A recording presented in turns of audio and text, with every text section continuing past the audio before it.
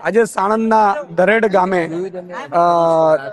10 kilometre drainage line નાખવામાં આવી રહી છે। ખેડૂતોના ખેતરમાં પૂછ્યા વગર બળજબરીપૂર્વક કંપનીઓના જે વેસ્ટ છે પાણીને એ કાઢવા માટે કેનાલની બાજુમાં ખેડૂતો કહે છે કે કેનાલની બાજુમાંથી તમે કાઢો, પણ નહીં, ખેડૂતની ફળદ્રુપ જમીનમાંથી 1000 વીઘામાંથી આ લાઈન કાઢવામાં આવી રહી છે અને 7 બાર 8માં પણ એન્ટ્રી આની ડ્રેનેજ લાઈનની નાખશે એટલે મને લાગે છે કે એની જમીનની ભાવ પણ ખેડૂતોને મળશે નહીં। એટલે એનો વિરોધમાં 9મો દિવસ થયો છતાં ભાજપના ધારાસભ્યો સાંસદો પણ અહીંયા પહોંચ્યા નથી। આજે ખેડૂતો મોટા સંખ્યામાં પરેશાન છે, કેટલાય ગામોમાં પરેશાન છે, મહિલાઓ, માતાબેન, દીકરીઓ બેઠી છે।